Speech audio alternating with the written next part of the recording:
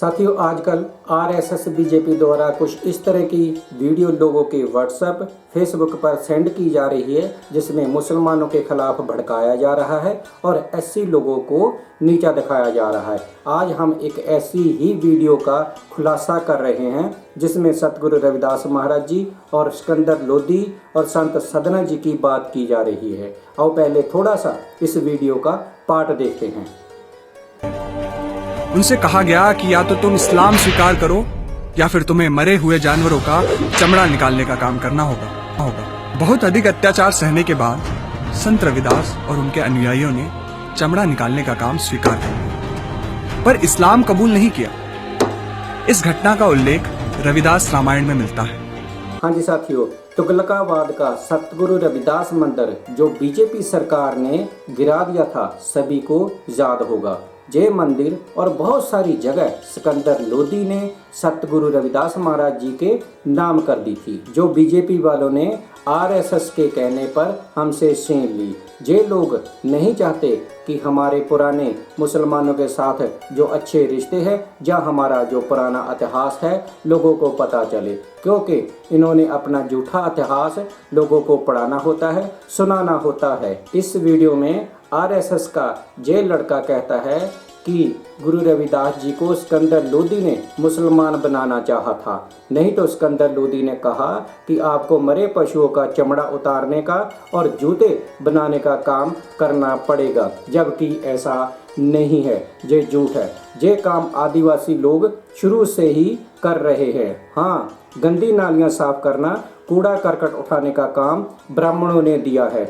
ये लोग कहते थे कि आप लोगों को पैसा रखने का, पढ़ाई करने का और जमीन रखने का अधिकार आपको नहीं है। ये अधिकार सिर्फ तो सिर्फ ब्राह्मणों को और आर्यों को है। और भारत देश में जातिवाद का बीज भी इन्होंने ही डाला है और आज भी ये जातिवाद भारत देश में फैला रहे हैं और एक दूसरे को लड़ाते हैं। इस वीडियो में ये लड़का कहता है कि हमें चमार भंगी लफ्ज मुसलमानों ने दिया, जबकि ऐसा नहीं है। ये लफ्ज हमको ब्राह्मणों पंडित पुजारियों ने ही दिया।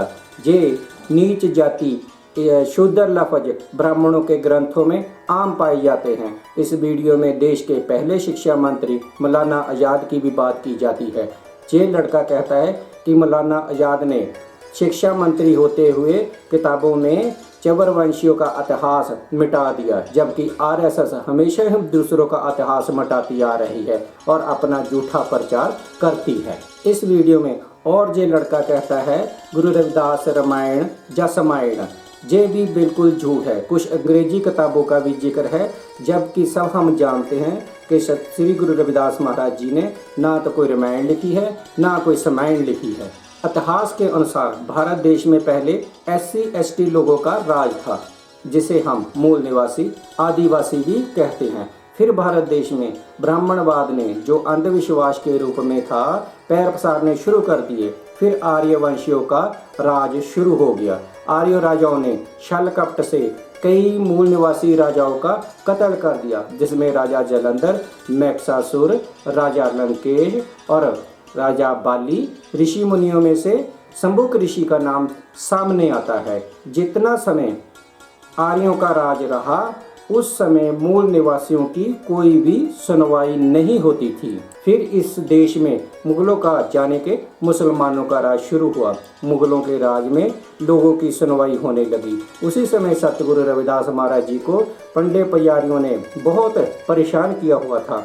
उस समय सिकंदर लोधी का राज था। उस समय पंडित पुजारियों की दुकानदारी नहीं चल रही थी। पंडित पुजारियों ने इकट्ठे होकर सिकंदर लोधी से सतगुरु रविदास महाराज जी की शिकायत की। उन्होंने कहा कि हे राजन, ये जो रविदास है ये जादूगर है।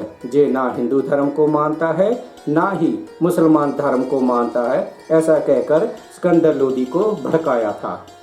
सिकंदर लोधी इतना भी बुरा इंसान नहीं था जितना कि हमें इतिहास में बताया जाता है। सिकंदर लोधी ने सतगुरु रविदास महाराज जी को पंडितों के कहने पर गिरफ्तार किया और जेल में भी रखा। जब सिकंदर लोधी को ये ज्ञान हुआ कि सतगुरु रविदास महाराज जी बहुत बड़े संत हैं, तो उन्होंने सतगुरु रविदास महाराज जी से क्षमा याचना की और सतगुरु रविदास महाराज जी को अपना गुरु माना और गुरु जी की बहुत प्रशंसा की, जिससे उस समय के ब्राह्मण बहुत दुखी हुए, क्योंकि नकली ब्राह्मणों का पखंड नहीं चल सका था। साथियों, आपके आगे बेनती है कि ये वीडियो को इतना शेयर करें कि ये बीजेपी आरएसएस वालों तक पहुंच जाए, ताकि जो आगे से इस तरह की गलत वीडियो वो ना बनाएं, ना फॉरवर्ड करें।